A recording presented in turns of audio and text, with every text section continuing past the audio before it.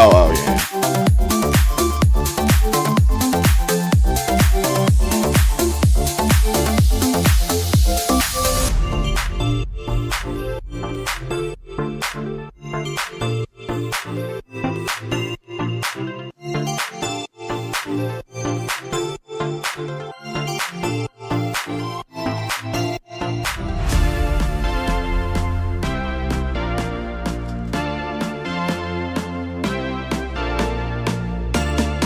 I give it like 5 minutes.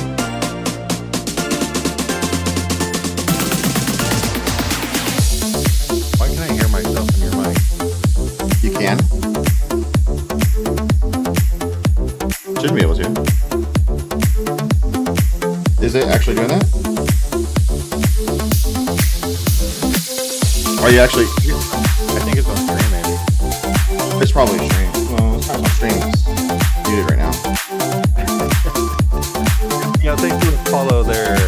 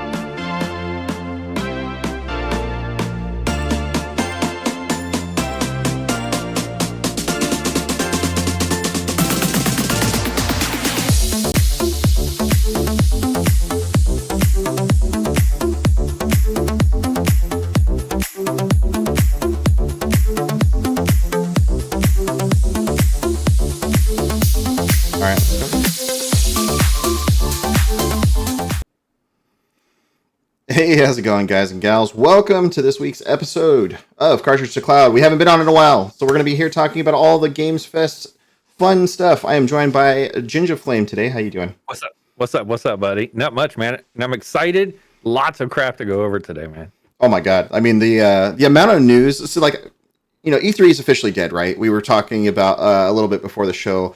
Like E3 is dead. Summer Games Fest is officially taken over. That there's no, you know, if and doubts, buts, questions about like what is the showcase that we're gonna get. But at the same time, I think this year shown the very first year officially with no E3, like no E3, no coming back, no release, you know, upcoming release date, anything like that. We're seeing a little bit of this fragmentation between the different showcases, which is interesting because like Ubisoft and all these other like vendors used to do all these, you know, like they did all their split showcases and then they brought it all together kind of E3 time into one big one, into one big one that you would watch for like, you know, 2 or 3 days straight, which is kind of been the same thing. It's like 4 days of it, but they're all fragmented into different versions of shows. So well, and I think that the games that they cover are different too, like a huge variety of everything. Oh, absolutely. I mean, everything like this, the biggest stuff I think came out during Summer Games Fest. I think that was a little bit more curated. It had a lot of the really, really big announcements. Some of them were very shocking. We had a Day of the Devs, which had a little bit more of the indie showcase. OTK Network had a Games Expo, which was another relative indie showcase. Spirit, right? Yeah. Future Games Summer Showcase actually had some really cool stuff. Xbox came huge this year with their showcase. Lots of stuff. Lots. Following the Xbox Game Showcase, went to the Starfield Direct, which kind of went in like a more deep dive of the whole thing, which was really cool. Then we saw the PC Gaming Showcase, which we just wrapped up about 10 minutes ago. And we were trying to like find the news that we wanted to talk about because that one was a really big mixed bag in terms of like the content we got from that. It was a lot of really cool indie games, which, you know, some of them look good, some look not so good. A lot of indie games. And then I think I dozed out for like 2 seconds during the first 15 minutes of it. Yeah, I mean, it was interesting to say the least on that part. And then we had a little bit of the Ubisoft Forward and Capcom Showcase, which is coming up tomorrow and the next day, which are the last two. We're not going to talk about those. We're not going to do another show about those, but we will kind of speculate on what we think that our Ubisoft Forward and Capcom Showcase is going to have. But digging in, our topic one, Summer Games Fest. That was the biggest chunk of news that we had throughout the whole thing. We're going to go through some of the highlights, or at least my favorite highlights of the whole thing. Ginger, you can tell me what do you think. Path of Exile 2. Dude, and I watched the Summerfest, right? And that was by far, out of all the showcases so far, I really believe that one went pretty well. Yeah, it was the smoothest, I think, by far. Like, it had a good pacing. Yeah. It had a couple little hiccups where they tried to do some weird stuff in the middle, and it didn't quite pan out, I don't think, as well. Right. Like, the Marvel Snap one, for example. I was really excited about the announcement itself, but the way they did that one was what kind of slowed down the nice big like pace. The whole thing, right? Yeah. Right. So I was really excited about the Snap Showcase. That was awesome. But the way it was done, actually, it's funny because that's not even on my list of the big announcements because the list I was going off of didn't actually list it as one of those big things. But anyway, we're going to start off from the top. Because of that reason, that's why. Probably. Because it was just a weird announcement thing. But yeah, just a weird way that they did it. Right, yeah. right. So coming off the first one, Path of Exile 2, we're gonna get another showcase for that July 28th. It was basically a cinematic trailer that went into the whole thing of where this character didn't say the name or anything like that. They show off some cool magic abilities. They go through, of course, coming right off of Diablo 4. This was I wanted to talk about that. Is like, do you think they waited until Diablo 4 dropped before they did their like announcement here? I mean, yeah, Diablo 4 had a release date all this whole year, so they had it was basically perfect timing, like to ride the coattails of Diablo 4's big success recently. I mean, a lot of the team members on INN have been playing it. We've got a lot of Goonswarm members that have been in it as well. I've been playing it. We even have some Goonswarm guilds, if I'm not correct. I mean, like we have a Goonswarm guild. If you haven't joined Diablo 4, you can join in and join the Goonswarm guild. So we can do that all the way one. Right. Continuing on, Sonic Superstars, which is coming fall 2023. It was a new 3D, 2D side-scrolling Sonic game, which is probably the first one I think we've seen in well over a decade at this point. Yeah, I mean, there's definitely supposed to be like a lot of new visuals coming to the gameplay. Huge, like expanded, more exciting levels. So it's supposed to be a really good game. And when I was a kid and I played Sonic, right, on the regular Sega. Yeah. With the funky little control pad and everything. Oh, so yeah. That's one that I'm actually looking forward to because I love Sonic. Yeah. I mean, it's like basically going back to its like original roots, which I thought was really good. Right. It had a cool thing. It's got, and the big new appeal to this one, at least for this game, it has a co-op mode for up to 4 players, local co-op, which is crazy. I wonder, I didn't see what the network, if there was a network co-op or not, but that was really cool. I mean, if they have a local one, I'm sure they're gonna have a network one. Yeah, oh yeah, I'm sure. I mean, because what game doesn't have a They play with your friends everywhere, right? Like right. But the cool thing is like you can do all your consoles, but like if you remember those LAN parties which we used to have years ago, right? I mean, so that's gonna kind of bring some of that back, I feel like. Yeah, and then going on next, which is probably one of my personal favorites of the Summer Games Fest, was Mortal Kombat 1. Wow. I don't know if you all paid attention to the story of Mortal Kombat 11. Liu Kang basically became the fire/lightning god of the universe by defeating Krona, I think her name was, and he basically restarted the timeline. So it gives them a whole new, fresh slate for how they're going to do this whole thing. So, like, Sub-Zero and Scorpion are no longer enemies; they're brothers in this one. They're working together. Johnny Cage looks more like a bad guy now. No, Like, it's crazy stuff. Yeah, dude. It's okay. 1000% worth it. I'm super excited. I love playing the story mode in the Mortal Kombat games because they've actually made it so fun and interactive. And in terms of like, okay, here we're going to play through all the characters that you're going to get at least launch time, at least in one fight or another.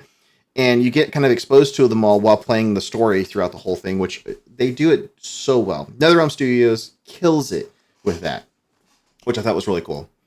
Well, is that only going to be on Xbox or is that going to be on PC or everything? It's on PC. I played it on PC every time. Every version I've got on PC. Okay. Yeah. So it's worth it. Check that one out because I cannot imagine them being brothers. It's crazy. I know. I was like, okay, you're really mixing it up, but it's nice because it gives them literally a fresh slate to do whatever they want in terms of the content. Right? Because it's a brand new alternative reality or timeline or whatever. Right? Brand new timeline. That's actually kind of cool. Yeah. So it's really cool. They showed a lot of the crazy violence, the bone-breaking fatalities, like all kinds of different aspects of the game, which look substantially better than 11 did.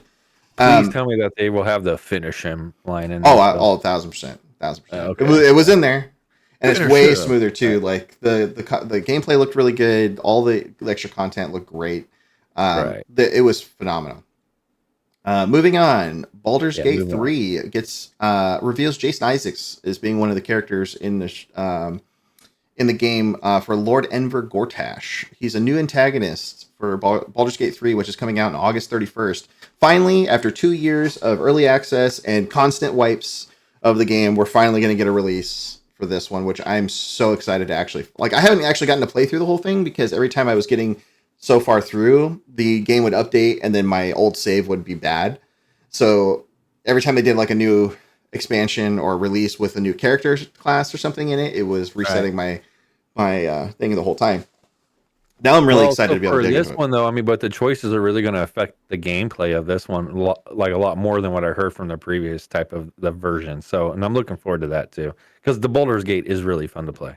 And this one's definitely by far their biggest game yet. I mean, Baldur's Gate 1 and 2 was pretty good. You could spend like a good 30 hours or so into it, 40 hours or more, even on especially on 2.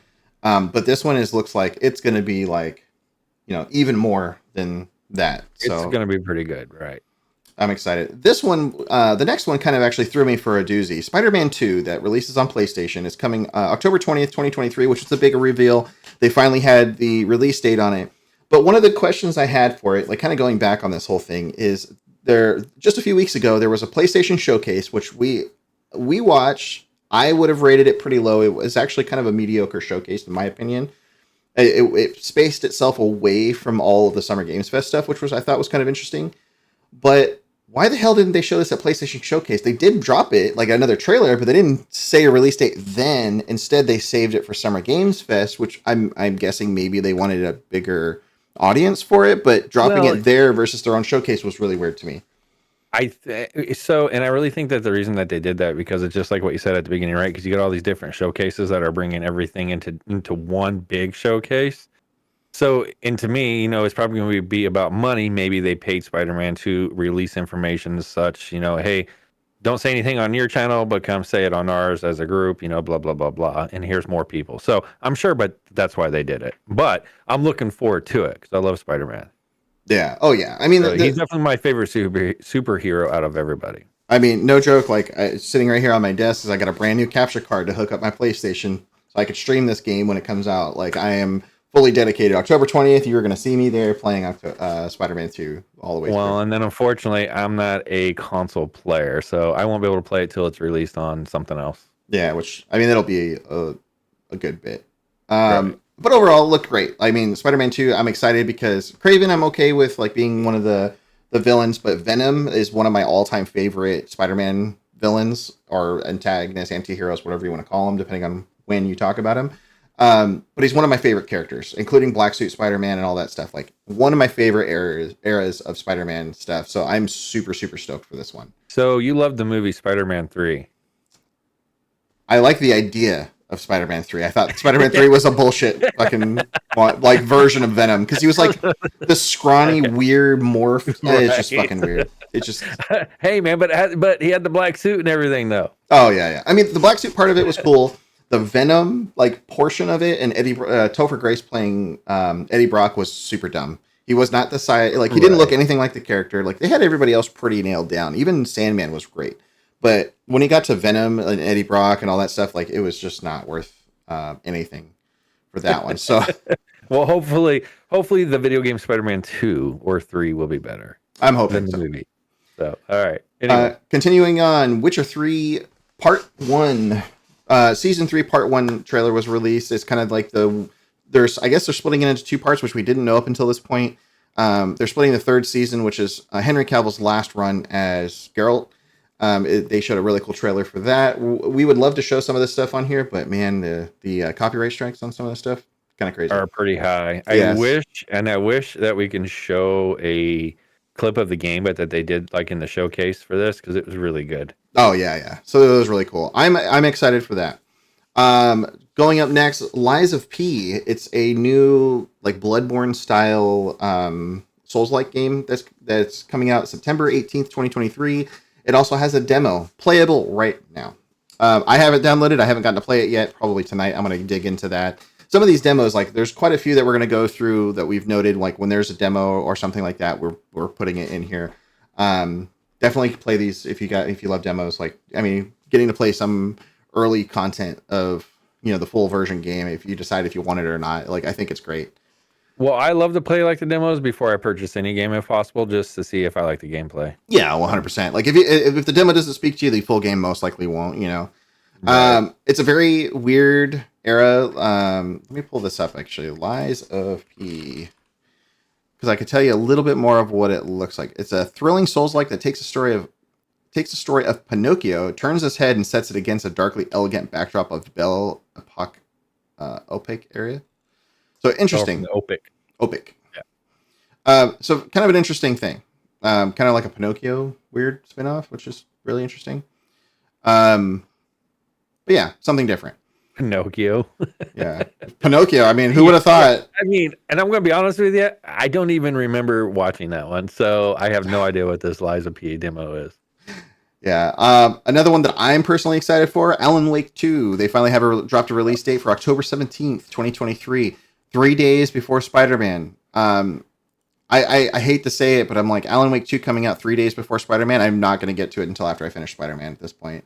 It's just too close. Like, so one of the things like I want to just sidetrack and highlight this fall, just like this spring, is, excuse my French, but fucking nuts. There's so many games. So many games coming out starting September all the way. I mean, there's little drops of stuff here and there between now and September, but as soon as September hits, it's nuts. September, October super slammed. Even November in some parts are slammed. And there are a couple games being released in December as well. Yeah, a couple games in December. I think the biggest stuff they're trying to shoot for, like the Black Friday deals or like the big sales when everybody's spending money. They're like, oh well, my kid's gonna want this game. I'm gonna grab it. Whatever the thing may be. It's crazy. This next one that was kind of interesting, Toxic Commando by John Carpenter releases in 2024. It's another like Left 4 Dead, Back 4 Blood style. Like you get in your car, run over some zombies, secure a point. A little bit more on the realistic side than the other two, but looks interesting. But the fact that John Carpenter is getting into video games, hey, whatever. Well, and you know me, man. I'm not a big horror game fan, though. I mean, the gameplay looks cool. It does. It looks cool. It looks good, man. But it scares the shit out of me way too easy. Zombies? Dude, shooting zombies and they come right up in your face in the middle of the game, and my monitor is maybe like not even 1.5 feet away from me, okay? So when it does that jump scare stuff on me, oh, man, I freak out. That's a butt clencher. Going on next, which was another one that was interesting that it was here and not the PlayStation Showcase, was Twisted Metal trailer for the TV show that's coming out July 27th on Peacock, I believe. It is. It is on Peacock. Yes. With ads. Is it Peacock or Paramount Plus? I can't remember. I thought it was Peacock. I have to look at that now. Twisted Metal show series. Peacock, yeah, Peacock. Yeah, it's Peacock. So I was right about that. Looked really cool. It was Anthony Mackie and Sweet Tooth, which we haven't gotten a full view of Sweet Tooth until now. They both apparently like Cisco and sing to it while he's like holding Anthony Mackie's head to a slot machine. Very interesting stuff. That's cool. Definitely check it out. And Twisted Metal was by far the best video game when it originally came out. It was awesome. Sorry. Oh my god, Twisted Metal was awesome. I feel like the last Twisted Metal didn't do Twisted Metal justice, the one that was on PlayStation 4. Right. And I think if they redid it now and did it in a way that made sense with better like driving physics and stuff like that, because like the problem with a lot of the Twisted Metals that they've done in the past is like they've only had one that was the driving was so good on it that it felt great. But 4 like downgraded that and it was not as good. And I feel like they need to bring another Twisted Metal back with better driving in it. Like if you put like some GTA style or realistic style driving into that, you'd have a whole different game that everybody would love. So much fun. Oh my god, it'd be sick. Right. Oh my god, but that would be nasty. All right. Oh, absolutely. So last on our list, which is another one I am personally excited for, but also another. It's already lining up spring to be nuts. Like our late winter, early spring for 2024 is Final Fantasy Rebirth finally gets the sequel, the second part of the 3-part saga they're doing, or split, I should say, for Final Fantasy VII Remake. It's coming out early 2024. They showed a lot of cool content on there. I watched that trailer probably 5 or 6 times. I'm super excited about it. It's going to be PlayStation only, then it'll be on PC 6 months later, or something like that is what they said. But oh my god, looked so good. Final Fantasy VII is like hands down like one of my favorite Final Fantasy games of all time. Final Fantasy VII was the best. Yeah, it was one. I think story wise, it was probably the best out of them all. Because they had the most unique. But the gameplay was great too. Oh, absolutely. Which I loved about the gameplay. And remake made it even better in my opinion. Like making it like the ARPG style, like with all the move breakers, no turn-based stuff. Like the turn-based stuff was great for the time. It I was actually enjoyed the turn-based stuff. Yeah, but I like both on this one. Like Final Fantasy VII and both fixes looks really good, so I'm excited about that. But that's kind of wrapping up our Summer Games Fest part of it. Like a lot of really cool content. If you all want to check out the article that we're reading off of, we're going to post it here in the chat. So definitely check that out. It gives you a little bit more of the trailers and everything. There's a few other things that we didn't mix in there, like Sandland and some of this other stuff, like Call of Duty, and there's Fortnite and some other stuff, but not a huge thing. Going up next, Day of the Devs. This one, I'm going to keep this one kind of short because it wasn't huge. There was a few games that looked kind of interesting in there. One of them was, I'm trying to think of which one it was. Cocoon looked really interesting. It was an Annapurna game. It's a puzzle adventure game. That one looked kind of cool. Eternites was another one, another anime style. Looked like a hack and slash, but part dating simulator. It was really weird. Just looks fucking silly. But anyway, and I'm not huge into a ton of indie games, but a lot of people playing, man. Oh yeah, a lot of people playing. We're gonna post that link here in the chat as well. Definitely check these out if you want to stay up to date with them. The next one, which was interesting for me, OTK Games Expo, which I've never heard of the OTK Game Expo until this year, really. I mean, there probably have been other ones I just never paid attention to. I think that they just created it, probably, would be my guess. That's my guess. Out of all of it, most of it looked eh. The one, there's 3 games actually stuck out the most to me. One of them was Gangs of Sherwood, looked really interesting. Let me play this thing without the sound. It's like an action RPG, looked really nice. Slave Zero, it's a Calamities thing. It's also another action RPG, little 2D-ish. When I say almost a fighting game. The one that really caught my eye was The Spirit of the Samurai. This one looked so good. It's a 2D style one, but it looked like almost like the puppet stop animation, the way that they had it, but it looked so clean. And then the cool thing, which I read about it, is like it has a ton of Japanese mythology in it. Yeah, which is going to be pretty cool. So, and I thought, but that was pretty neat because I love that culture. So, oh, absolutely. It's that to me appealed to me a lot. Like I said, it's like the stop frame animation style with look like puppet style animation with like some of the crazy stuff in there. Looked super cool, but not anything too crazy in terms of this one. But Spirit of the Samurai was my take from the show on that one. Moving on, well, actually, let's punch that in here. So there's the article for that one. Definitely stay up to date on it. This one was actually probably my next favorite one. Was the Future Games Show Summer Showcase, which was kind of a mouthful. It had a Future few. Games Summer Showcase. Yeah. Say that 5 times fast, Blake. Yeah, no kidding. Right. This one. So there's going to be one of these games that actually really appeals to me. Starting off, this kind of reminds me of My Eve Life to some degree. Was Space Trucker. Looked really cool. Space Trucker. You mean Star Trucker? Or Star Trucker, sorry. Well, it looks like Space Trucker. Yeah, that one Star does Trucker. look cool. Basically, right. you're a truck, a freight truck driver in space, which looks super cool. I love the appeal to it. The game looked really fun. I could see this one being like a lot of crazy fun in terms of like you get it out and like repair your stuff. It kind of reminded me a little bit of like Euro Truck Simulator mixed with like with outer space. With outer space, but Everspace style, like the whole like the way you fly around and all that stuff. And a little bit, I want to say even a little bit of what is the outer worlds, like the Bethesda game, or not the Bethesda game, whoever the ones that made Outer Worlds. But anyway, kind of that style of theme, really cool. Yeah, I honestly don't know. I am looking forward to the Star Trucker. I will probably be playing that one because I think that's going to be pretty cool. That'll be really fun. Going up next, Lords of the Fallen. They got a gameplay showcase of Lords of the Fallen, which is really cool because Bohemia. Bohemia. Bohemia. I don't know. Wait, which one are you thinking? I don't know. Yeah, I'm not sure. And then he wants to buy H1Z1 content too. Alrighty. Oh, we haven't done H1Z1 content on INN in many years at this point. Lords of the Fallen. Going back to that, the gameplay showcase on this one looked really slick. They had a Lords of the Fallen. This is kind of like a remake to some degree on this one. It looks really cool. It's another Souls-like game, like deep fantasy. Looks phenomenal. I think this is going to be definitely one I'm going to dive into quite a bit. Well, it's definitely like a good versus evil type gameplay. I mean, but that's just the way it is. But it does look really cool. I think that my favorite thing is that you can play both sides. So, and I think that you're going to have 2 to 3 different storylines that you actually get to play in that one. If I'm correct, based on the lore you're playing or something like that. Right. So that one looked really cool.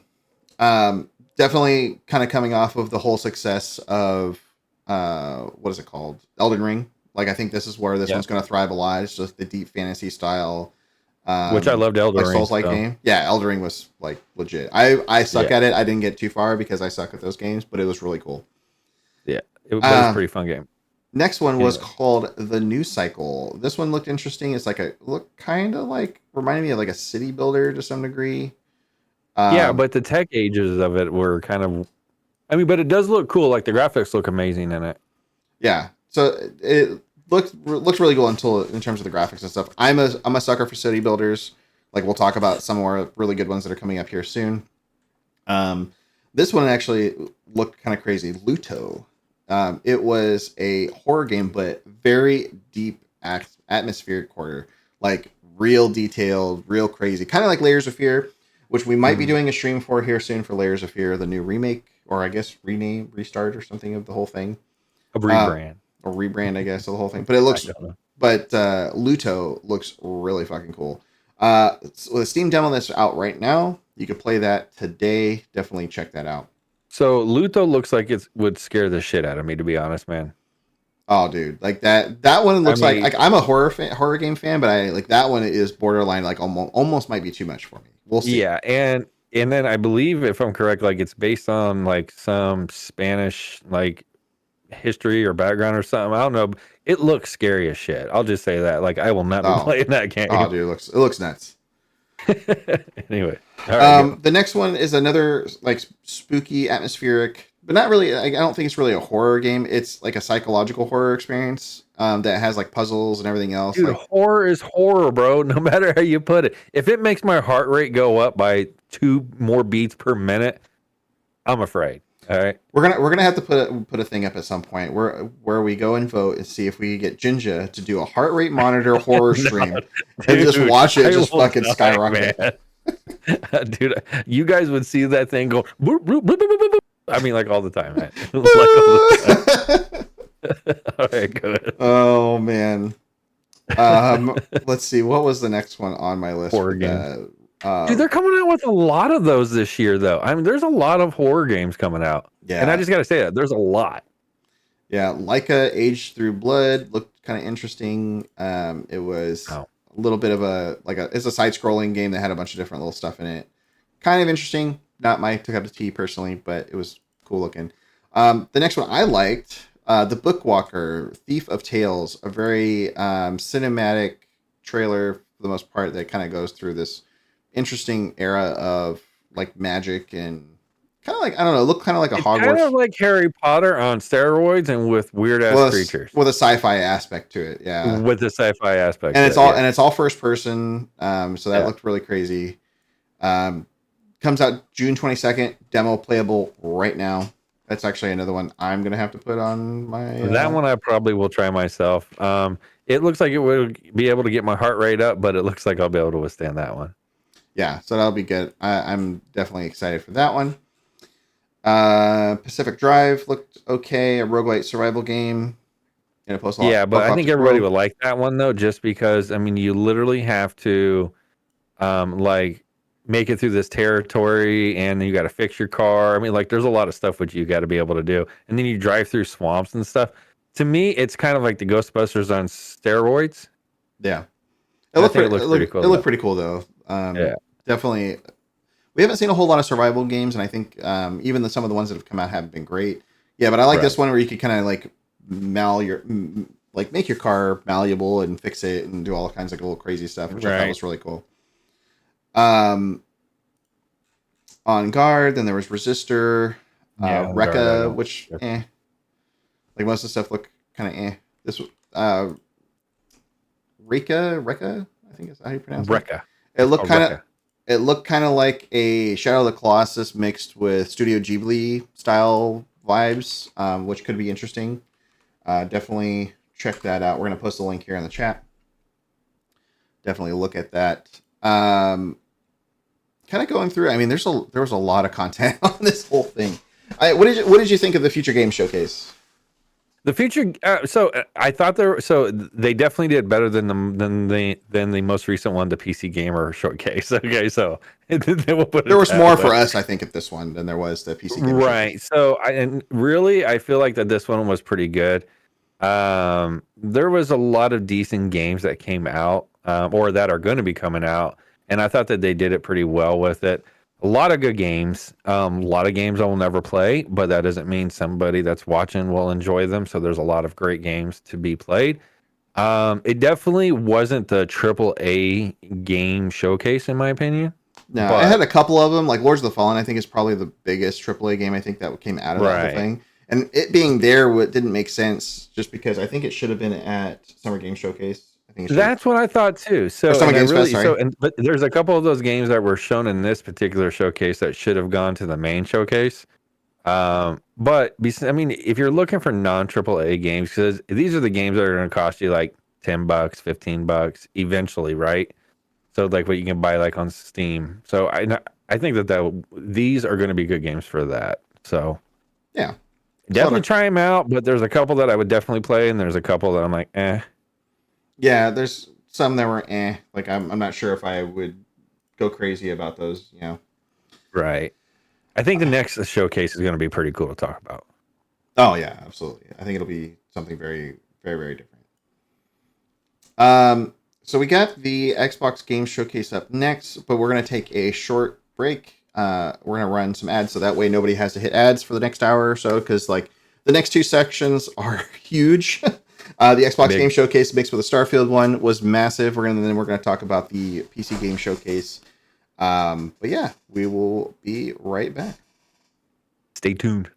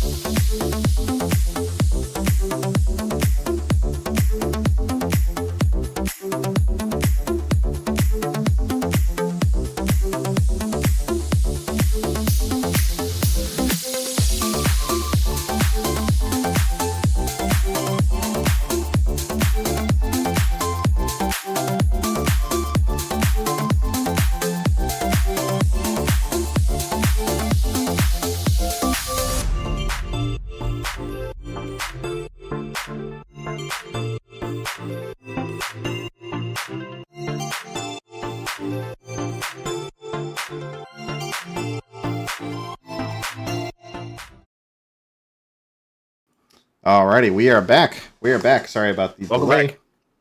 Hello, everybody. Welcome back. So let's get going. Xbox Games Showcase. Probably my favorite one. The best. Second to Summer Games Fest. Like, Summer Games Fest was really good, but this one had a lot of really, really, really cool stuff that I am personally excited about. Same.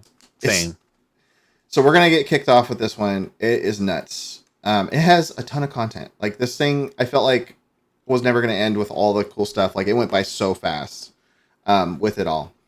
First off, the new Fable was finally revealed. More than just a title trailer or title screen that we got the last time. It looked phenomenal. Very different turn from what the original Fables look like. It's being made by Playground Games. We don't have a release date still on it, but it was a lot more content than I was expecting. And it looks way more like down to roots, like it kind of built into this character, like, you know, exploring a whole new thing and being like the Age of Heroes and, you know, this and that. And it looks like it's got the guy from the IT crowd, like from back in the day. Yeah, it's Richard Ayade. Yeah. So yeah, that's him. He was the guy from IT, one of the IT guys from IT Crowd, like this British show that was on, you know, way back when. But it looked really cool. For any of you British people in the chat. Yep. I think that one looked really fun. The first Fable and especially the second one was like my favorite of all time. The second Fable was my favorite, so I am excited to see what this one is going to play like. Because from what I read, they changed a lot of the play mechanics in this version, which is, I mean, I think it's going to be really good though still. So I think as long as they stick to like the whole, like, you know, good and evil choices and how that malleates your character and makes you like look or feel or, you know, emanate like the way that you're going. Yeah, exactly. So if you're super good or inherently good, that's really cool. If you go really inherently bad, that looks cool.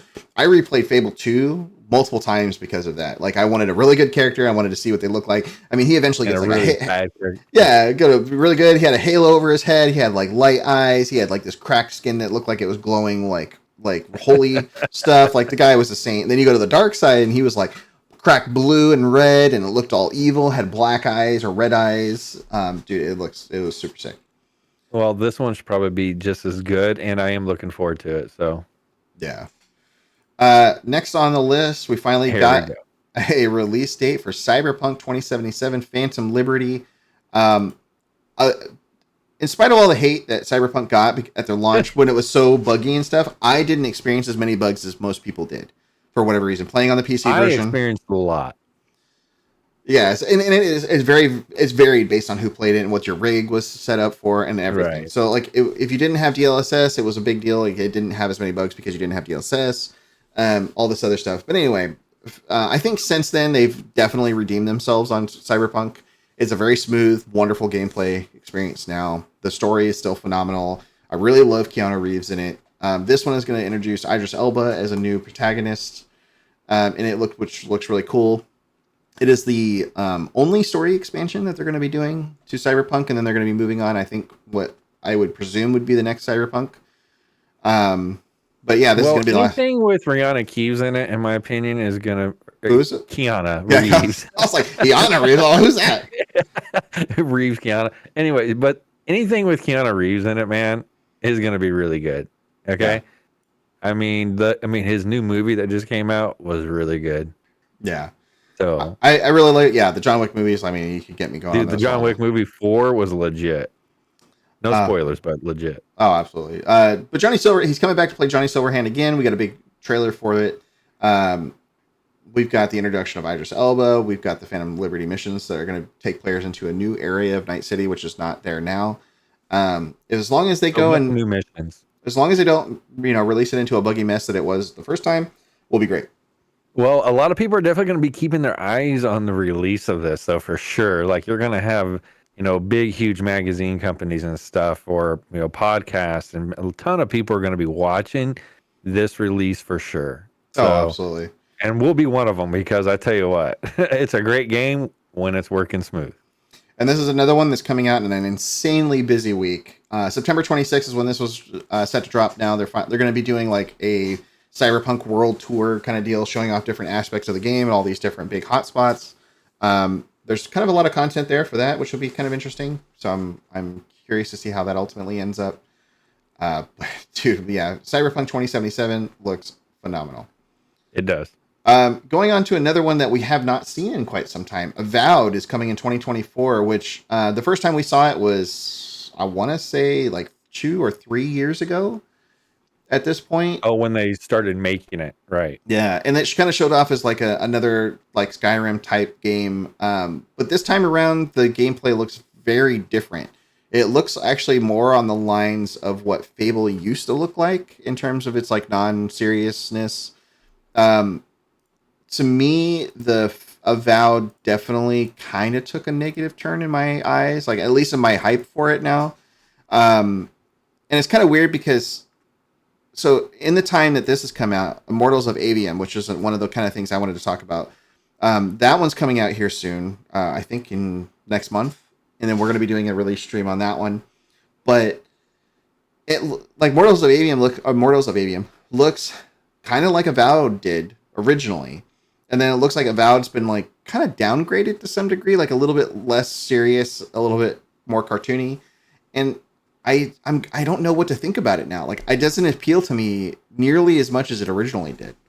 I don't know. What do you think? Yeah, and it's definitely. I mean, this is a game that I love RPG games. So don't get me wrong, okay? But I don't think that this one is gonna cut it out for me. I do like the combat in it though. So when I was reading and looking at other things, so the combat of it is kind of cool. I mean, you can have swords and some other stuff. So I thought that was pretty cool.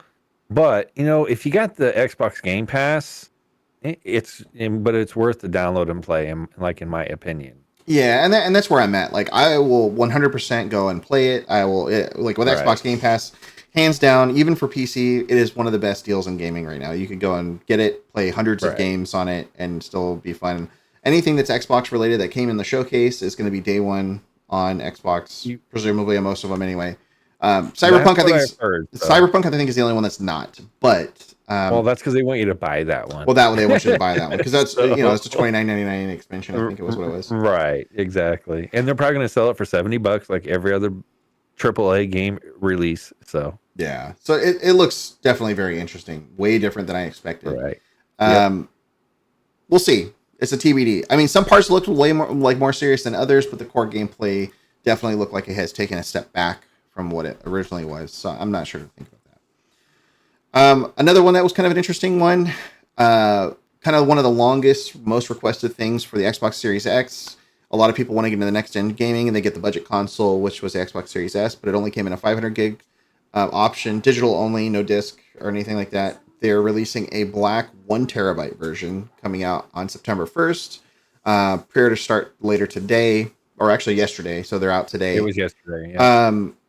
Which looks really cool, but it's at the same time, it's like one of those things that everybody struggles with in terms of Xbox. Like, they want the extra storage space, especially this one being a digital-only console, like games being so big. I mean, there's a lot of them that are 100 gigs or more. So, like, 1 terabyte, I honestly don't feel like that's enough still. Nah, not even close. And I mean, they'd have to offer the update or the expanded, right.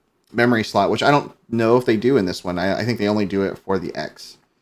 So, and this is another reason why I don't like the digital content. So, my kid and I, he's been playing that new Legends of Zelda, the Tears of the Kingdom, and we got it as a digital version for him. Well, come to find out, if you have the digital version, you can't have two different profiles Oh, playing the game at the same time. at the same time. And so, like when I try to switch to my profile to play it, it won't even let me play it because it's assigned to his profile.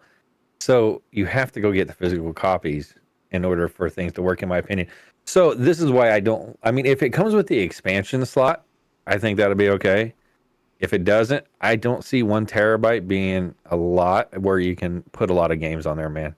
No, no, and maybe that's one of those things that they're going to change up based on that. Like Right. And it's for $349. Yeah, I'm $50 more than the base Series S, which $50 for a half, 500 gigs more of space, not a bad trade off in my opinion. If you're going to go that route and buy the S, otherwise you pay $150 more and you get the big Xbox Series X, which in my opinion you probably get a better experience out of overall. But that's just me. And you have to depend on being hooked up to the internet to play a game. Well, you still have, if you're playing Game Pass. Well, right. But anyway, going off of that, there was a trailer for Starfield, which was interesting because they were immediately after the Xbox Game Showcase was the Starfield Direct, which we'll get into after that. But the trailer itself looked phenomenal. I am for one, especially after this and the last few things we've seen of Starfield. It looks like Fallout in space with way better improvements than I expected. The ship customization, the story, the places you can go, the amount of sheer content that you can kind of dig into it. Just like other Bethesda games, you could really dig into it and go through, even hundreds of hours of content potentially, right? If you're going through every side quest, every planet, all this other stuff.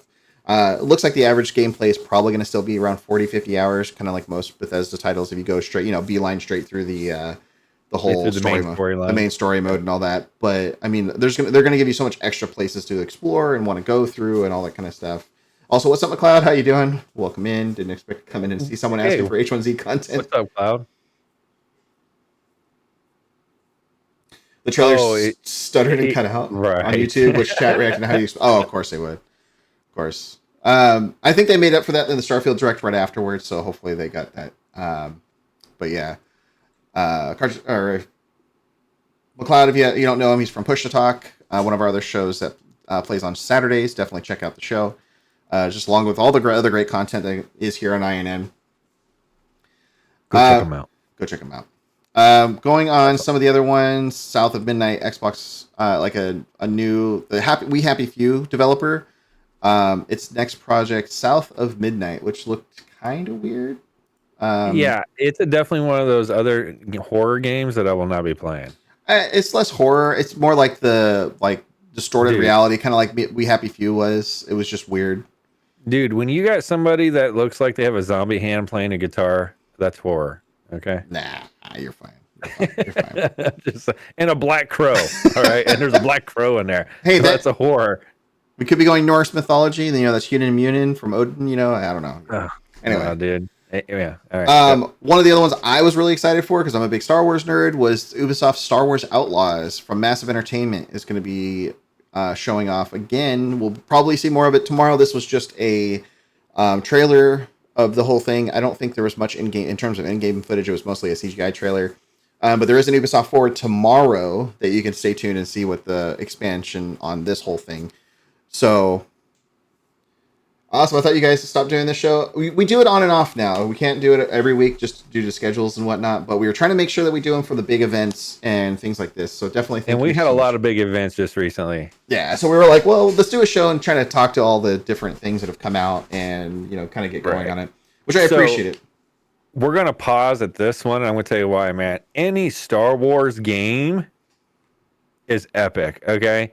Even the ones that they came out with that were horribly made. Yeah. I will play every single Star Wars game. So I'm looking forward to this one. Yeah. This one looked really cool. It did. You got your Cantinas or Rancor Stormtroopers, all kinds of really cool companions. And it looks more like an open world game, I think, from the way that it kind of describes it. And that's what I love about it. You know what I mean? Yeah. So I really like this one. I'm super excited for it. anything Star Wars. I know I think there's like 8 different Star Wars games in development right now. This is the first one I think out of that slate that they've kind of semi-announced in passing, saying, hey, we've got this slate of Star Wars games from all these different developers, because EA doesn't have the exclusive license for that anymore, which is a big deal. Man, thank God, and I hate to say it like that, thank God. Okay. But I am skeptical on this side because it's Ubisoft. Ubisoft hasn't had the best track record recently, but if they do basically a Star Wars Far Cry style game or Assassin's Creed, that kind of style or whatever, I can maybe get behind it because that's what Ubisoft is known for these days. And I really think that they're going to do a great job at it. So we needed like another company coming in my opinion. Now, was Ubisoft the right one? We'll find out. But we needed another company coming in to make new Star Wars games. Opinion. I mean, don't get me wrong. Like Battlefront 2 ended up being a fantastic game. That was a great game. Yep. It started out real bad and buggy and weird and limited and everything. And in terms of previous projects they had done, or previous parts of it they had done, but it ultimately, because of all the backlash on the loot boxes and all the other crap that they had into it, that got taken away ultimately. But the overall core gameplay ended up being phenomenal. It's probably one of my favorite Star Wars games because they go through like every era of Star Wars and you get to play everything, which is phenomenal. Right. But my personal favorites in terms of EA based Star Wars games is definitely Fallen Order and Jedi Survivor. Best 2 that they've ever done for sure. Absolutely, like probably hands down. Like I mean, that's like Shadow of the Empire, like quality of game, from back in the day. Or I mean, I'm still an advocate. If one, I don't care what company it is at this point, it should be EA because EA originally did it, but I don't think the development studio is there anymore. But Jedi Academy, give me a brand new Jedi Academy. Oh, that would be cool. With the gameplay of Jedi Survivor, with the capability of all your different modes, would be my fucking favorite thing in the whole world. Like, give me a new one. I totally agree. Yeah. Give me a new one. But I doubt they'll come out with that. But I'm excited either way. I'm super excited for this one. It's Star Wars Outlaws. What is it? 2024? Yeah, because coming in 2024, no period, just 2024. Yep. Another one. This one's another interesting one. A few days before Spider-Man, also for a very, very different audience. Forza Motorsport is also coming October 10th. It's kind of like the more serious racing, track-based Forza, and looks really cool. It's basically a follow-up to 2017's Forza Motorsport 7. Like I said, like the track-based one, very different for Horizon, which is more the open world explorer, a little more arcadey than this one. Still relatively serious because you still can tweak the car, tune it, do all the stuff you want that makes it more fun to you. Different music choices and all that. What do you think? I don't know. What do you think about Forza?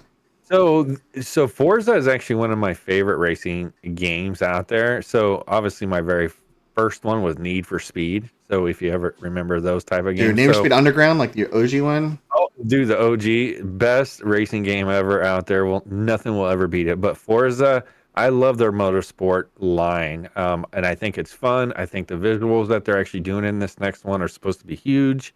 So they're using a new visual programming for it. So I'm looking forward to that.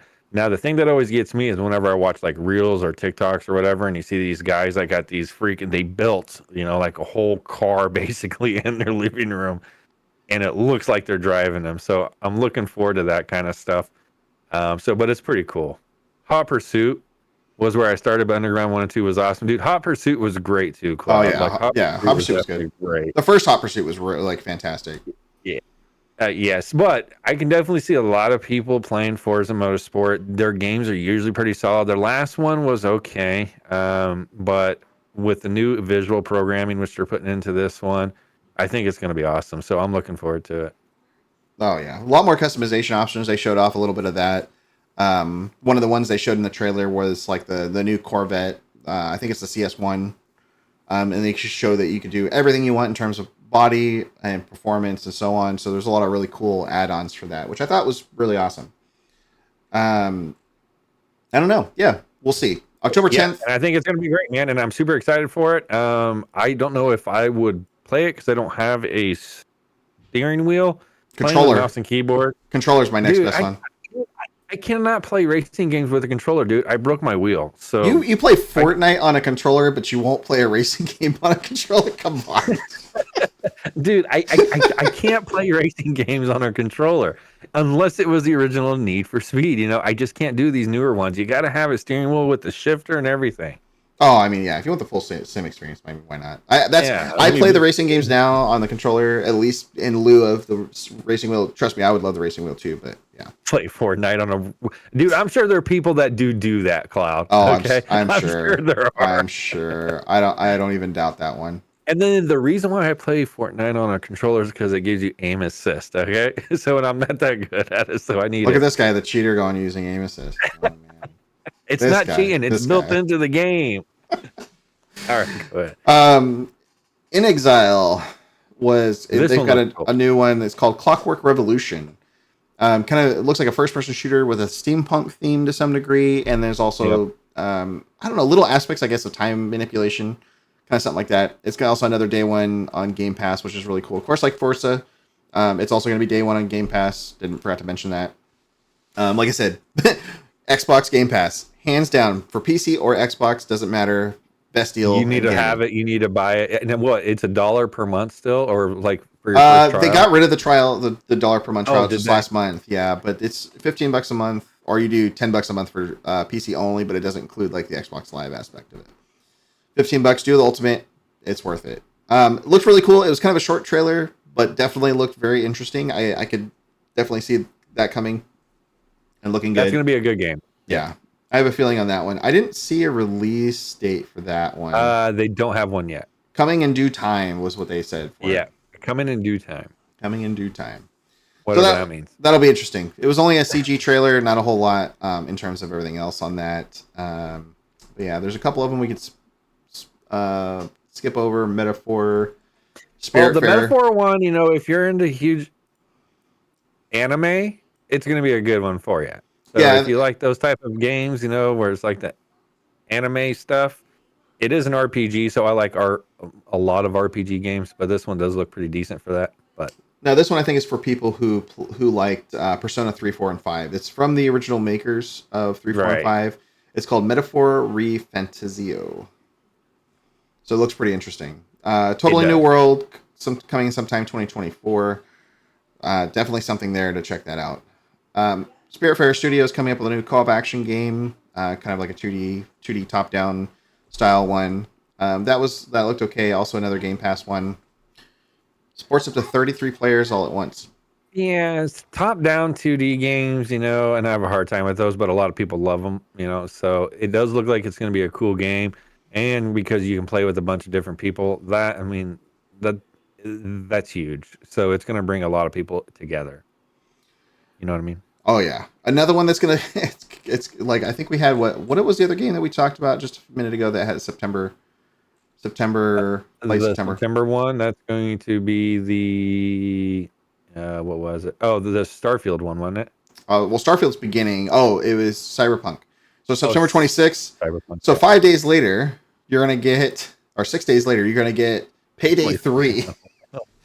Payday 3 had another trailer going out on it. I really loved Payday 2 back in the day, like when you could play that with your friends and have go crazy on that one. It was really cool. But that had a lot of cool gameplay on it. It looked way better in terms of upgrades and graphics and everything. The heisting looked really cool. The gadgets looked really cool. The extra stuff that you get through looked really cool. I was super impressed with how Payday has kind of done a step up, setting up the whole next generation of Payday. I mean, Payday 2 has 40 expansions or something to it, basically. Huge, yeah. Yeah, and they're all paid expansions, which is just going to be another, cash grab on their part. But, we'll see. I'll definitely try it out. I think if it's going to be a Game Pass thing, I'll definitely check it out. Do you know what engine that they were using for that? I don't know on that one. Because it does look pretty good. Yeah, it looks pretty good. Yeah. Then there was a slew of Persona releases. Persona 3 Reloaded, which is kind of like a remaster.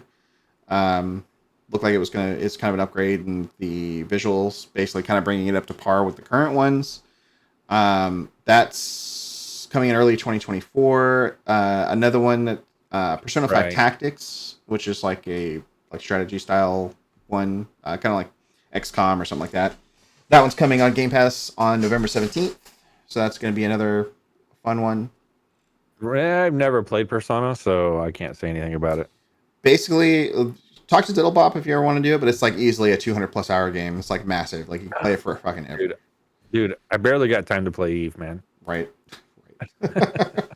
Another one, Sea of Thieves is getting a Monkey Island crossover, which looked really fun. It's going to be coming out July 20th, so just next month, right around the corner. I think Sea of Thieves has gone really good with releasing, like, I think they're going every other year for like a big expansion, or free content drop that has a whole bunch of stuff in it. Like, I really love the Pirates of the Caribbean tie-in because it had like all the music, including the music from the original ride at Disneyland, like from 1972. It had the music really? for that, Wow. and yeah, it was. I was like, I'm pretty positive this is that music, and sure enough, it was. So Sea of Thieves, My kid is huge into this game, so I'm sure that he'll be playing this, but I never played it. it's fun. It's definitely like something you can pick up, play for like an hour or two, shoot the shit, go crazy on it. It's great. So then there was a couple different announcements for Microsoft's Flight Simulator, which I thought were very interesting. So Microsoft Flight Simulator is going to get a 2024 upgrade. It looks like an upgrade. I wasn't sure if it's actually like an expansion on it, or not, but they're doing a Dune crossover, which you're going to be able to fly the little Firefly things that you see in the movie and stuff. Yeah. That looks really cool. That's actually something I would download the game for again, because you can get on Game Pass right now. November 3rd, you can play the little, the Dune crossover stuff where you get in, fly the little Firefly. Pretty crazy. But it's actually, I mean, and Dune was such a great book, and then the movie was awesome. So yeah, the new movie was great. And I think with the simulator, it's going to be pretty cool. Didn't you release date? I think that's coming out this year. Yeah, November. It's coming out the same day as Dune 2. Yeah, it's on November 3rd, I think. November 3rd. So that'll be another crazy time. I'm super excited. I'm going to definitely go see this in theaters. And I'll probably end up playing this on Microsoft Flight Simulator just because I want to. Dune was super fun. I really loved the last movie. Moving on. Senua's Saga, Hellblade 2 is the first time we've seen it, also in 2 years. It's like another... I wouldn't say it's horror. It's a psychological one. It's horror. Okay, when they have jump scares in there, it's a horror game. Oh, man. It's not all jump scares, dude. But anyway, it's got jump scares. It does look good, but the graphics look great. Graphics look really good. So you're gonna, if you want to play Senua again, you see her in Hellblade 2 with all her crazy. It's like basically a whole game about mental health and how crazy stuff can get, especially at a point in time where you don't have any time. Will look really cool. Viking Age kind of stuff. No release date, it looked like, on that one again. Other than 2024, so eventually coming in 2024. So that looks interesting. Yeah, we'll hear more about it probably next year. Yeah, we'll hear about it next year. Another one, Like a Dragon Infinite Wealth, revealed for 2024 also. It's another Yakuza Like a Dragon, so the official sequel to Yakuza Like a Dragon is coming out. You see Ichiban wash up on the shore of Hawaii, fully... in the bear, and dude, this is great. But have you watched the trailer? Oh, dude, it's ridiculous. Just like all the Yakuza stuff these days, it's all nuts. Yeah, dude, the trailer looks great. So yeah, I actually might play this one. It looked like it'd be interesting. Yeah. Another one, Fallout 76 is getting the Atlantic City expansion coming soon. Doesn't have a release date on it yet, but it's coming soon. If anything, Fallout 76 was another one that was kind of like Cyberpunk, had a really big fumbling in the beginning. It was so barren content. They didn't do NPCs, which I thought was a really stupid idea because they wanted the characters to make the content, but when you have no play, you don't have enough players to play, then it makes it interesting for you don't have that. But Fallout 76 has definitely come a long way. It's way more of an enjoyable game now than it was at that time. So, dude, but the original Fallout games were fantastic. Oh, absolutely. I mean, 76 has become a great game, and it it's different. I mean, it's a multiplayer Fallout, which is not, normal. It's basically built off of the Fallout 4 engine and going on it, but it's still great. I mean, the fact that they're still getting content for it when they're still working on the next Fallout and also the next Elder Scrolls, I'm super impressed. It's a really good thing. Yeah, it's a really good thing. I'm glad they're still supporting it to some degree. I mean, it keeps that fan base alive, right? Plus, it's on Game Pass. You can always play it. There you go. Game Pass. I think you said Game Pass. We should be sponsored by freaking Microsoft. And I'm just saying. Okay. Yeah, we were in the fall. Yeah, that's true. Capcom reveals another Path of the Goddess, which looked really freaking weird. A bunch of hands and weird stuff, kind of like a cartoony, like kind of like an Ichiban style, I guess, like Japanese style deal, Japanese fantasy Looked like an ARPG to some degree, but looked really fun. Looked like it could be really fun. It's weird that a Capcom game is also here when you've got like the showcase coming up in 2 days for that. So it's kind of weird to see a Capcom game here especially when it's a brand new game that hadn't been announced yet. Like you think. So it's POG instead of POE, and it's in third person, Yep. and not top down. Yep, not top down. Yeah, it's not just like the Diablo action RPG style. It's like an RPG or but it still has action adventure RPG, I guess. Yeah, there you go. Yeah, there you go. But it does look pretty cool. I think that the content is going to figure out where it's going to be put on that line for those type of games itself. But the graphics look good.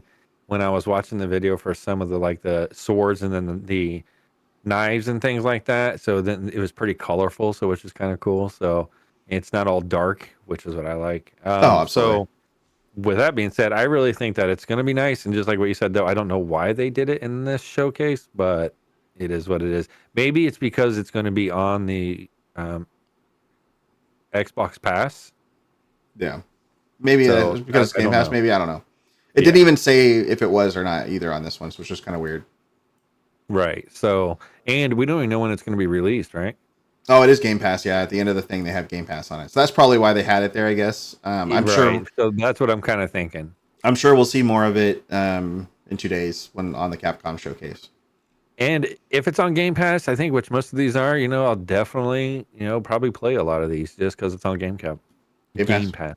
Oh yeah. Another Banner Saga creators reveal Towerborn, a new co-op adventure in an ever-changing world. It has a bright and colorful world than Banner Saga, and is coming to Xbox Game Pass sometime in 2024. Also, kind of an interesting looking one. Mostly a cinematic trailer for the most part, but kind of has a what was that Ubisoft game? Like the something of the gods game that was out last year. It's kind of like a mix between a side-scrolling deal and like a traditional Final Fantasy one. But anyway.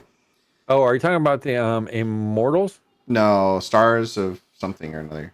Like it looks something like that. But anyway, more cartoony style game, kind of like Banner Saga, I guess, to some degree, even because it's from the creators of Banner Saga, so maybe like that. Right. Coming in 2024. Let's see. Still Wakes gets a deep short trailer. Still Wakes the Deep. This one looked interesting. This one looks cool to me. It's a first-person game, which I like. You're stuck on an oil rig, but it looks like something's happening where it's like something's trying to attack the oil rig, at least the way it's presented anyway. Right, and then you're trying to figure out what it is. So I think that one's going to be really good. Yeah. But it does look like a horror to me, but obviously to you, you're going, no, it's just a mind game. But yeah, well, hey, something attacking the thing is scary too. I mean, coming early 2024 looks interesting. Definitely see that. Game Pass also. Play it on a Game Pass. Right. For $15 a month. $15 a month. Let's go on to the next one. I skip this one. There's Dungeons of Hinterberg, which looked kind of weird, like an exploration, combat, minecarts, towns, pastures, varied environments coming in 2024. Another one, Elder Scrolls Online is getting the Necrom expansion coming out June 20th, right around the corner. ESO still kicking, still doing expansions everywhere, which is great. The expansions have been doing a really good job on like releasing good story content for most of them. The last one I didn't like as much. Although this summer is so packed, I'm probably not going to get to this one anytime soon, which is unfortunate. Like I really love Game Pass, man. Come on. Well, I mean, I have ESO. This is a paid expansion. There's no Game Pass for this one. Oh, right. Okay. Yeah. So this one will be interesting, but it's the Shadow over Morrowind, which is the big deal. It's kind of finally uniting a lot of their zones together a little bit more, which is kind of cool. ESO, still a great game, like still one of my favorite games because you can kind of make your character however you want. You're not based on one class or type. It's kind of like a Skyrim, but in an MMO format, which I thought was really cool. I think that is going to be a pretty cool game too as well. So, and I will definitely probably play it because that is more my type of game right there. Oh, absolutely. City Skylines 2 is coming to Game Pass this fall, October 24th. Dude, I'm excited. Another late October game coming to Game Pass. 4 days after Spider-Man. Ridiculous. Also, a game I played a ton of the first one. I have probably a good chunk of the expansions for this one. The gameplay on this one looks substantially better, a little bit cleaner, a little higher graphics, which I'm pretty excited for. I think most of it's a CG trailer, but I could see it being quite a bit more in terms of the upgrade and what you see. The trailer was Definitely pretty impressive. one of my best city builder games. City Skylines is definitely the best. Oh, absolutely. I mean, it's just a great builder. I love it. It takes your time up. If you just need to get your mind away from something, you go and build a city. I think that's pretty badass. And the graphics in this one looks really good. So I'll definitely be, me personally, I will definitely be buying this one because I have the first one as well with a lot of the expansions as well. And I spent hours and hours and hours on it. So I'm looking forward to this one just because, you get to build a city and run it, which I love. So yeah. It's like a resource management, like crisis management. I all that love kind of those stuff. games. It's really fun. Yeah. But that was it. There's a couple other ones, little random stuff here and there. If you want to check out the showcase news here, you can definitely check it out at this article. I'm going to post it here in the chat. We'll also post these in the YouTube video if you're going to follow us along. We'll have it all posted there for you. Moving on from our sixth and final topic, or showcase, I guess, to talk about in this regard, was the PC Games Showcase, which we just finished watching just a little bit ago before the show started. We did. I forgot to put the actual link to this one in here. Well, that's because it literally just came. It was done an hour ago. The showcase itself, and I'm going to say this to chat, okay? But the showcase itself, for PC gamers, in my opinion, I was a little disappointed with this year.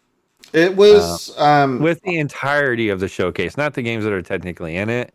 There's a lot of good games that are in it, which I liked, but I felt like they had this weird AI person or this. It's Frankie. It's Frankie. She's been in the previous ones, but it was Frankie AI. Yeah, they're trying to go with the whole AI thing. I get the meme they were trying to go with it, but I think they should have done it in the first few minutes. And then, like, a quarter way through the show, they cut it because it was just so stupid, in my opinion. Oh, it was. It was so stupid. I did not have any fun with that one for the most part. It was just not as entertaining. Yeah, there's literally only 2 games in this one or maybe 3 games in this one that I feel like are worthy. Well, there's a few, but kind of digging into it. The very first one I was a fan of, Frostpunk 2, coming in 2024. Frostpunk 1 was a fantastic game. We've played it here on INN a few times. It is fantastic. One of the coolest city constant crisis builders I think I've ever played, which was really crazy. Moving on from that, 2024, right? Yeah, that's 2024. The next one is Road to Vostok, which is getting a demo here next week, I believe. It is on Steam. Oh no, it's a demo that you can actually play now. It's on Steam. It's kind of like a post-apocalyptic survival game, kind of based in a little bit modern, mostly modern era for the most part. Kind of looks like, the way it looks is kind of like Escape from Tarkov to some degree. Kind of more on the realistic side. Who are the makers of it? Road to Vostok is developer Road to Vostok. It just says okay. So it's kind of okay. Brand new. So it's a brand new company, brand new everything. Okay. Yeah, brand new everything. So this will be interesting to see. There's a demo out now. You can play it. That's another one I'm gonna definitely try to play. Another one we've been following here on INN too. It One Finish Guy. Huh? I don't know. The chat. He's like, it one. What do you want, Umber? I don't. It One Finish Guy. You got to speak English, bro. Going on to that, from that is PAX Day. It's the medieval MMO that's coming out from a new developer. That one looks cool, actually. That one was announced a few years ago. We haven't seen a whole lot on it. It's coming from Mainstream Industries. It's a social sandbox MMO, like where you could go and make your factions, do all this stuff. Kind of modeling off. Oh, developer, It One Finish. Yeah, it's weird. So it's a one finish guy. Okay, now that makes more sense. Oh, okay. So he's just doing it by himself. Okay. I can see that being interesting. PAX Day has been coming out. It's TBA. No real release date. They showed a little bit more gameplay, a little bit more of the trailer, kind of highlighting it. It looks like it's kind of going off of a more solid medieval, like Legends of Medieval era, New World to some degree. I don't know about the PvP aspect of it. It looks kind of like it's going to go towards PvP. Crafting, build your base, kind of like Rust or whatever. It's like a few different things combined, which should be pretty It interesting. did remind me a lot of the New World type of aspect, but it does look pretty cool though. Yeah, that one looks like it's going to be good. We saw another Lords of the Fallen trailer here, which was another, repeat to something, one of the other showcases earlier. Future Games Showcase showed a big thing for Lords of the Fallen. This one had another trailer for a different part of it. Warhammer Realms of Ruin, which is like a Warhammer Fantasy game. It's also coming out. It said coming soon. It's in July for open beta. Yeah, so there's a July open beta coming. Frontier develop. Oh, Frontier's doing this. Okay. Yep. So it's probably going to be actually a really good Warhammer version. So, or like an expansion, right? Yeah, it's an RTS. It's an RTS. It's kind of like Total War Warhammer, but made by a different developer. So could be which I think is going to be kind of cool to play. Which I love Total War. So Total War Warhammer. I mean, it's a great series. It used to be like the Total War historical games used to be my favorite Total War games until Total War Warhammer came out, and then like the gameplay and the innovation they did in those were fantastic. So I can't wait to see what Frontier does with Warhammer Fantasy. So that should be really cool. We got a beta coming from July 7th through 10th for that one coming soon, so sign up online. Another one that we have been keeping an eye on very closely is called The Invincible. It's a space exploration game. Also a little more atmospheric, has weird vibes, like being a suspense type thing, trying to figure out like the mystery of why people keep failing to live here for some reason in this planet that they're going for. One I'm definitely going to be playing. It looks cool. Yeah, there's a beta demo out for this one right now. So there's been a demo out for a little while for this one. So definitely check it out. Going on from that, Pathfinder Gallowspire Survivors, another Pathfinder game that's coming out late 2023. A lot. No, dude. A lot of games coming in 2023. I'm telling you what, man. It was funny, like last month, I was like, man, the second half of the year is looking pretty empty. And I'm like, we don't know what's coming. All of a sudden, it's like, just stacked. Like there's too much shit, and there's too many releases, and you can't play them all. Well, and what's been bad is that there's been so many games stacked on top of each other. Like, I think this is all coming off of like COVID times, obviously, right? We got barely like a trickle drip feed of games at that point. And now it's kind of like they've turned the fucking hose on all the way, and we're getting everything all at once, it seems like. So, and I really think like a lot of these games are already almost ready to go, but because of COVID and the release of everything and just like a bunch of stuff, now they're just throwing it at us like they're throwing up on us right now. Oh, absolutely. It's like, this is just so much. This is so much, man. I mean, just all the games, like I said, in September, October are like already slammed. Then November's starting to get there to some degree. There's some games that haven't, obviously, they don't have a release date. They're saying, late 2023. Well, newsflash, guys, there's not that much time in 2023. No. And then we are halfway through 2023 already. But can you believe that? Yeah, dude, it's crazy. It's flying by like no other. It sucks getting old, man, because time flies like it really does. Yeah, Pathfinder Gallowspire Survivors looks really cool. Another great Pathfinder game. If you haven't played the other Pathfinder, the Kingmaker games, those were really solid in my opinion. Yeah. Another like Baldur's Gate style, very deep story play, lots of good play, kind of like Solasta. You're distinguished. You're not old. Thank you, Seema. I appreciate that, buddy. I'm distinguished. Life. All right, man. But don't forget that. It's all good. So another one that came out that looked really cool was this Chimera video game.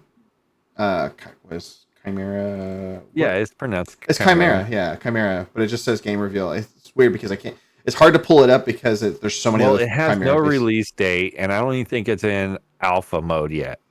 Yeah, it's kind of a weird one. So it's just like an announcement. Hey, we're gonna start working on this. To me, whenever I hear the word Chimera, and I think of Mission Impossible. And please, somebody in chat needs to know what I'm referencing here. But have you ever watched Mission Impossible? Oh yeah. Okay, do you know the drug Chimera? I think it was Mission Impossible 2. Yeah, I think it was like the earth-bending drug or whatever, right? Well, no, but it was like a virus or something. Oh, yeah. So this one looked kind of interesting, though. It had like... Yeah. Thank you, Cloud. Thank you. See, I mean, at least someone... The bad one, I thought that was a good one. All right, but anyways. So this one looked like it was a futuristic, post-apocalyptic to some degree. Right. kind of a city thing. They didn't really show a whole lot for it. It just says, wish listed now. Looked interesting. Looks like you live on a big mining rig in a planet that's all, crazied up after all this It stuff looks happened. interesting. Looks but it's a interesting. sci-fi one, so I'll probably play it because it's sci-fi. So Yeah. So should be interesting. This one I'm actually kind of looking for. It's like a survival horror extraction shooter called Macabre. That one looked really fun. That was probably the one I was caught off guard by. I was like, "What is this?" And it's like, "Oh, extraction.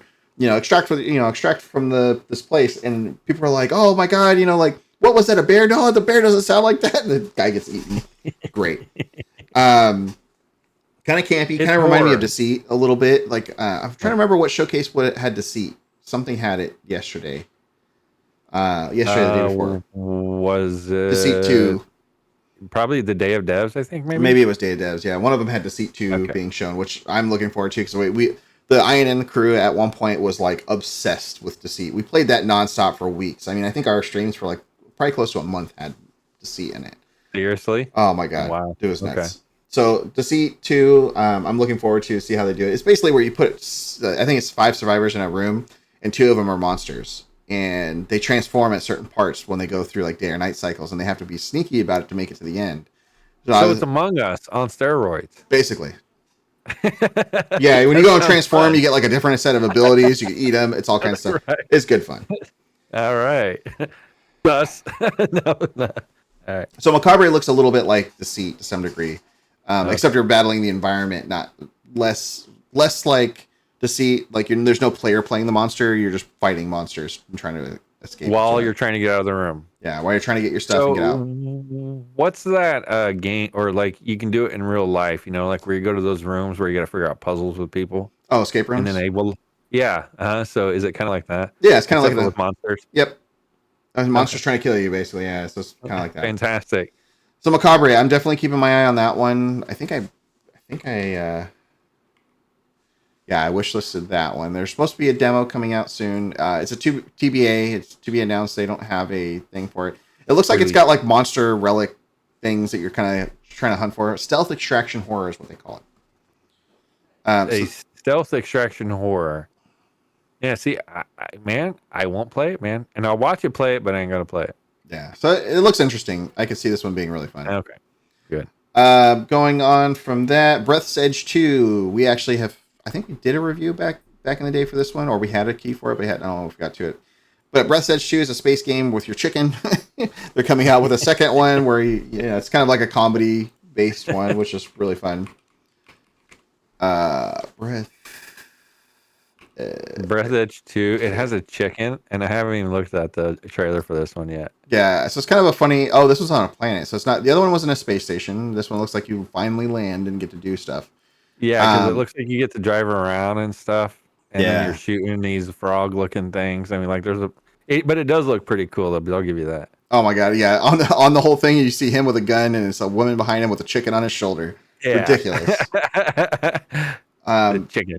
And this one's a Hype Train Digital, which was really cool. Breath's Edge 1 was super fun to play. The game had so many cool memes and stuff. It was so funny. Survival game, great looking. Couldn't imagine it. In all this, too, there was a lot of other, like, minuscule, weird trailers that were shown in there. We saw another Path of Exile 2 trailer. We saw some Ember Knights trailers. We saw F1 Manager 2023, which actually looked kind of good. That one looked cool. Stormgate looked interesting. Like, I'm gonna just kind of surefire some of these off. A ton of indie games in this one too. In this showcase, absolutely, tons and tons of stuff. Tons and tons and tons of indie games. Undead Inc., Last Train Home. Then going into some of these other ones for next year or on. I mean, there was like a ton of them.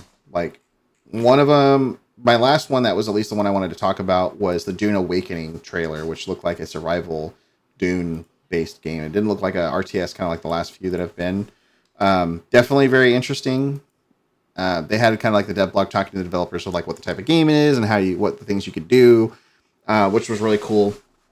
I'm looking forward to it to try it out and see what it looks like. But at the same time, kind of going back on the PC Game Showcase, it was just a weird fit. Like, I mean, Dune Awakening was a good fit for this, but then they were showing off games that had already come out too, like Misma Chronicles. That one came out just like a couple weeks ago.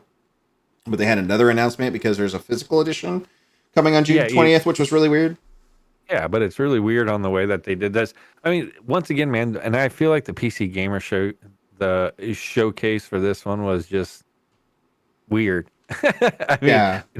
To put it nicely, it was weird. So it was really weird. I kind of like my overall review of the PC Game Showcase or PC Game Show. I think what they officially call it. It was the weakest one of the bunch because it had stuff pulled in from other showcases too, which was kind of weird. Like some of their big announcements were stuff that had already been covered, except maybe minus Frostpunk. I think was the only one that hadn't been. But most of the rest of the big releases, like Path of Exile 2, stuff like that, was already covered. Lords of the Fallen was all covered in other showcases, which was pretty crazy. I just realized we skipped over the Starfield one, by the way, because we did. Oh yeah, we did with the Xbox Game Showcase, and we went straight to the PC Game Show, which was the one that was today. But we did talk about it quite a bit, though. The Starfield. I mean, it's going to be awesome. It's going to be great. Definitely be playing Starfield. We'll be doing the release week or launch week. We're going to be doing a 12-hour stream on launch week for Starfield. So we're going to definitely kind of dig in pretty heavily on all the Starfield stuff. So I'm super stoked for that. Who's going to play Starfield in chat? Because I know I am. Oh, I know. Yeah, raise your hands. Yeah. Raise those hands for Starfield. I mean, I'll be there. Like, it's going to be me. So I'm stoked for it. Anyways. Oh my God! I forgot about the new Frank. I forgot about the new Frank emotes, man. Yeah, if you haven't checked it out, guys and gals, there are quite a few new Fountain Frank emotes in chat. So you got a lot of cool stuff. Oh my God! I just found my new favorite one. It's right there. What the fuck? Yeah, I know, dude. Or swag. Dude, I'm gonna be using that one a lot. Swag is another good one. That's great.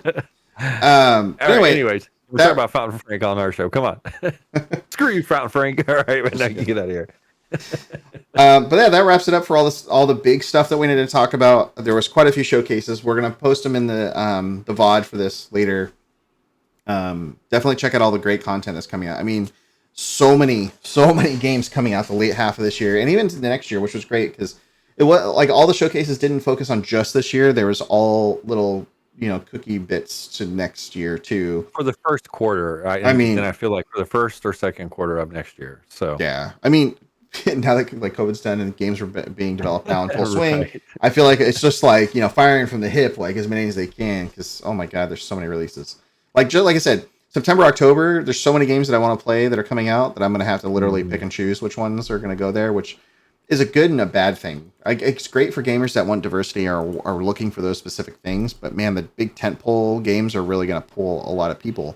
And now it's kind of like, it's funny, like kind of funny games kind of pointed out is all the games aren't necessarily, it's not the good or the bad or when they release and all that stuff. It's all the games that are trying to vie for your time.